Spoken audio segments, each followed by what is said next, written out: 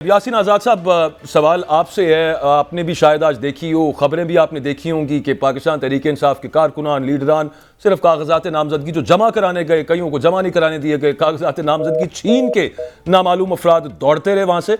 मेरा आपसे ये सवाल है कि ये कहाँ, मतलब ये तमाम जो बदमाशियाँ हैं इनके खिलाफ शिकायत कहाँ पे की जाए? DRO ऑफिस के तो अपने अंदर ये सब मामलात हो रहे हैं, तो उन्होंने तो करना नहीं है। उनके खिलाफ जो हाई कोर्ट में गए थे उन पर सुप्रीम कोर्ट ने तौहीन अदालत लगा दिया। इलेक्शन कमीशन वो कहता है कि इस अफसर को हटा दें, उस अफसर को हटा दें, इख्तियार इस्तेमाल नहीं करता अपना, जो तौहीन इलेक्शन कमीशन का इख्तियार PTI लीडर्स पर उन्होंने इस्तेमाल किया है। तो इसका तदारुक हो क्या सकता है? कौन सुनेगा ये शिकायत, और इसके नतीजे में तो बड़े मुतनाज़ हो जाएंगे इलेक्शन। देखें सर, आईनी एतबार से फ्री एंड फेयर इलेक्शन कराने की जिम्मेदारी इलेक्शन कमीशन ऑफ पाकिस्तान की है। और जब से मैंने इलेक्शनों का दौर देखा है, सिवाय 1971 के, आप मुझे बता दें कि कौन सा फ्री एंड फेयर इलेक्शन हुआ। और 1971 का जो इलेक्शन था वो फ्री एंड फेयर तो करा दिया आपने, लेकिन उस वक्त की सबसे जो बड़ी पार्टी थी उसको आपने हुकूमत नहीं दी, इक़्तिदार नहीं दिया, पाकिस्तान टूट गया। वो तो मामला हमारा चैप्टर जाके क्लोज हो जाता है। 71 के बाद टू ऑनवर्ड्स जितने भी इंतखाबात हुए हैं, हमने हर इंतखाबात को डिस्प्यूटेड बनाया और हर आदमी ने ये इतराज़ किया कि फ्री एंड फेयर इलेक्शन नहीं होता। पाकिस्तान की बदकिस्मती ये है कि जो जमात जीत जाती है वो कहती है कि बिल्कुल फ्री एंड फेयर इलेक्शन हुआ, और जो पार्टी इलेक्शन हार जाती है वो कहती है फ्री एंड फेयर इलेक्शन नहीं होता। मैं एक कानून के तालिब इल्म की हैसियत से ये बात कहता हूँ कि हमारे जितने आइनी इदारे हैं, अदलिया का इदारा है, इलेक्शन कमीशन ऑफ पाकिस्तान का इदारा है, या पार्लियामेंट का इदारा है, ये सारे के सारे इदारे जो हैं इनकी अपनी आइनी हदूद मुकर्रर की गई हैं और हर एक के जो इख्तियारात हैं उनको डिफ़ाइन किया गया।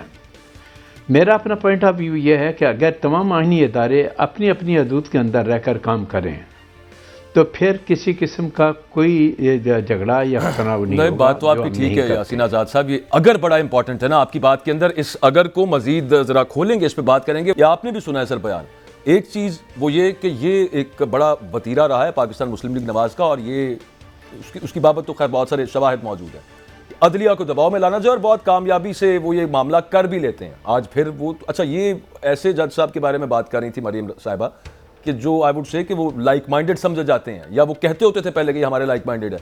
एक आपके मुखालिफ के थोड़ा सा हक में उन्होंने एक रिमार्क्स दे दिए, उस पर पूरी प्रेस कॉन्फ्रेंस कर दी है PMLN ने। इसके बारे में भी ज़रा बात कीजिएगा कि ये इस तरह ही मामला चलता रहेगा, अदलिया भी इस पर नोटिस क्यों नहीं लेती? देखें सर, पिछला 3.5 साल का दौर हुकूमत अगर इमरान खान साहब का भी देख लें तो उस माने भी मैं वक्तन फ़क्तन जब अदलिया कोई फ़ैसला देती थी तो वो हुकूमत में रहते हुए भी अदलिया को दबाव में लाने की कोशिश करते थे। क्या किसी वज़ीर-ए-आज़म को ये बात ज़ेब देती है कि वो वज़ीर-ए-आज़म की हैसियत से अदलिया को प्रेशराइज़ करे? इस मुल्क का एक दस्तूर बन गया, जिस तरह मैंने शुरू में कहा था कि हमारे यहाँ हम एक दूसरे इदारों के ख़िलाफ़ इल्ज़ामात की भरमार लगाते हैं, इल्ज़ामात की भरमार करते हैं। मेरा अपना पॉइंट ऑफ व्यू ये है कि पार्लियामेंट का इदारा जो सबसे ज़्यादा मजबूत इदारा होना चाहिए, वो इस वक्त पाकिस्तान का सबसे कमज़ोर तरीन इदारा बन चुका है, और उस कमज़ोर तरीन इदारे को मज़ीद कमज़ोर बनाने के लिए माजी में हमारी अदलिया ने प्रेशराइज किया और वक्तन फ़क्तन आर्डर किया उन्होंने। मुझे वो वक्त याद है कि जब परवेज़ इलाही का और हमजा शहबाज का केस था, हम साबका सदूर सुप्रीम कोर्ट में गए, ऑनरेबल चीफ जस्टिस से हमने दरख्वास्त की कि बाद एहसास मामले में आप अपनी मर्ज़ी की जो बेंच बना के जजमेंट देते हैं, इससे अदलिया की साख पे आंच आ रही है, मेहरबानी करें बाद लीगल मामलात में जो आइनी मामलात हैं आप फुल कोर्ट बनाएं और फुल कोर्ट बना के बैठ के मामला डिसाइड करें, ताकि हमारी अदलिया पे कोई उंगली ना उठा सके।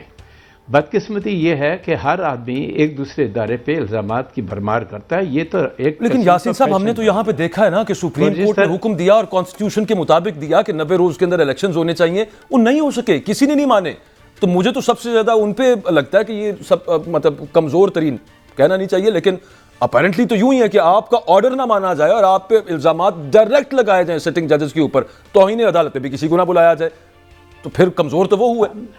आपके सवाल का जवाब मैं इसीलिए दे रहा था कि उस वक्त ये पोजीशन इसलिए बनी हुई थी कि सुप्रीम कोर्ट में एक इस किस्म की ग्रुपिंग बनकर सामने आ गई थी कि ऑनरेबल चीफ जस्टिस जो उस वक्त थे वह अपनी मर्जी की बेंच बनाते थे, अपनी मर्जी के जजमेंट देते थे, जिस पे वकला बरादरी ने रिजर्वेशन शो की। हमने जाके हाथ जोड़े कि जनाब ये मत करें, जिस तरह आप खुद देख लें कि हमजा शहबाज और उसमें वो 25 वोट जो पीटीआई ने जाके हमजा शहबाज को दिए, तो आपने कहा जी ये वोट काउंट नहीं होगा। क्या मेरा जो 1973 का आइन है उसके अंदर कहीं लिखा हुआ है कि जो वोट पड़ जाएगा वो काउंट नहीं होगा? तो वो इंटरप्रिटेशन की ना उन्होंने 63A की, और वो खैर सुप्रीम कोर्ट करती है इंटरप्रिटेशन, वो गलत सही पे तो अलग बहस हो सकती है, लेकिन नहीं आप देखें सर, आप और बेंचेस की जो बात है सर, अभी भी ऐसे ही मामला हो रहा है। यहाँ पे भी एक जज साहब ने, जो सीनियर जज साहब हैं एजाजुल हसन साहब, उन्होंने खत लिखा है कि जनाब मुझे वो प्रैक्टिस एंड प्रोसीजर बन गया, उसके बाद फिर वही उसी तरह से मामला जारी है जैसे पहले जारी था, तो फिर फर्क क्या हुआ है? नहीं, उसकी वजह यह है ना कि वो ग्रुपिंग अभी तक जो वो 5 जजेस उस वक्त एक साइड पे थे, वो ज़हनी तौर पर अभी उस साइड पे जाने के लिए तैयार नहीं है।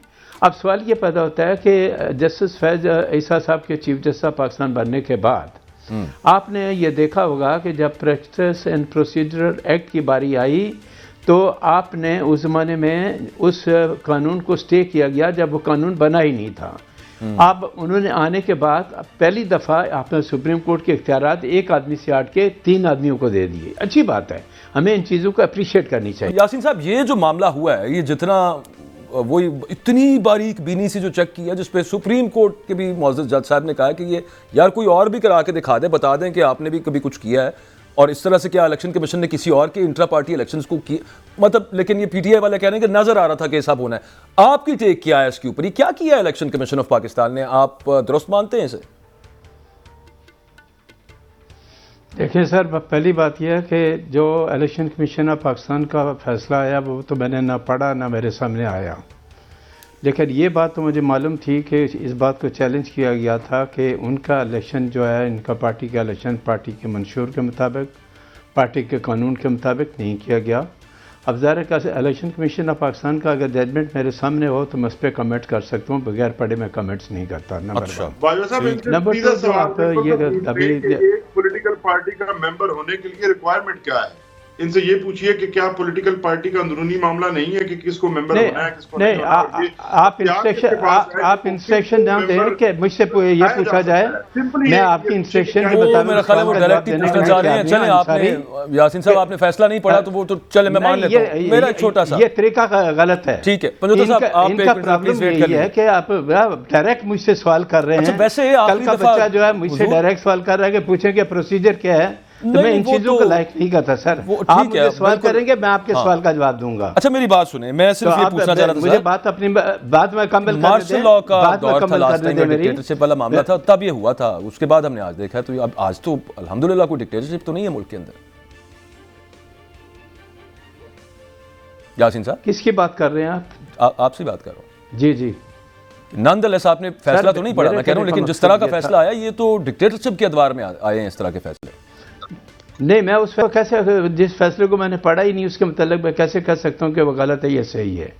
और अगर वो फैसला गलत है या सही है, रेमेडी आपके पास है कि आप पिटिशन में जाएं। आज अगर ऑनरेबल सुप्रीम कोर्ट ने आपको साइफर में बेल दी तो वो रिलीफ अगर आपका बनता होगा तो हाई कोर्ट भी दे सकता है, सुप्रीम कोर्ट भी दे सकता है। अच्छा, और किसी पार्टी के उन्होंने इंटर पार्टी इंतखाबात की तफसील चेक नहीं की, ये जायज बात है? फिर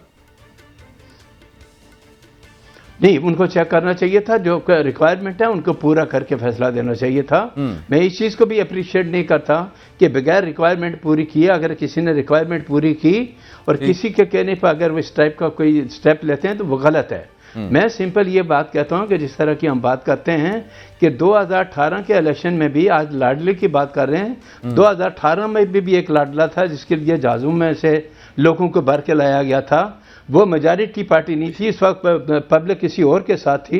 जिस तरह आज ये क्लेम करते हैं कि पब्लिक हमारे साथ है, उस वक्त पब्लिक किसी और के साथ थी।